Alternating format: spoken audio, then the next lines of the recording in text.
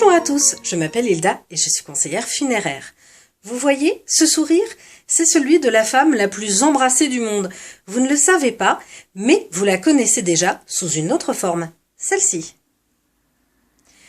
Laissez-moi vous raconter l'histoire, la légende même, d'Anne Ressoussaye, ou plutôt de l'inconnu de la Seine.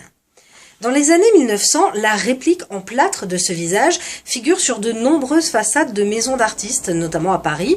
C'est un masque qui représente une jeune fille dont on ne connaît pas l'identité, mais qui affiche un sourire de Joconde. Ça, c'est pour l'histoire. Voici maintenant la légende, il s'agirait d'un masque mortuaire. Vous savez, comme je vous en avais parlé dans la vidéo sur Marie Tussaud. La jeune fille aurait été repêchée au début du XXe siècle dans la Seine. On ne sait rien de son nom, de son âge, ni des véritables causes de son décès. Bref, cette jeune fille est un mystère. Pour conserver la trace de ce sourire, un employé de la morgue de Paris en aurait fait faire le moulage. Alors, c'est sans doute cette dimension qui mêle le tragique d'une jeunesse fauchée et la béatitude du sourire face à la mort qui a renforcé le succès du masque. Présenté en sculpture, ce visage, il a traversé les frontières dans toute l'Europe, comme en Norvège, où Asmund Lerdahl, qui est l'inventeur du mannequin d'apprentissage des techniques de réanimation, l'a vu, ou dans le salon de ses grands-parents. C'est là qu'il a décidé de poser ses traits si doux sur tous les mannequins de réanimation. Depuis plus d'un siècle, les historiens, les journalistes, les écrivains cherchent à retrouver l'identité de cette jeune fille.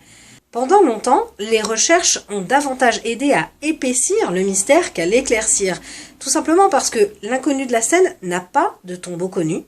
Les registres de la morgue de Paris la mentionnent, mais l'inconnu de la Seine n'apparaît pas sur les archives en photo de l'établissement. Et si on se réfère au masque, elle possède des joues très pleines, les paupières ont une forme très naturelle, le visage n'accuse aucune marque d'un décès ou d'un traumatisme. La première trace du masque a été retrouvée dans un volume de cours de dessin de 1870, dans lequel les peintres Charles Bargue et Jean-Léon Gérôme l'ont reproduit. Et la légende du croquis dit simplement « moulage sur nature », ce qui signifierait que le modèle qui a servi à ce dessin et à ce masque était en fait vivant.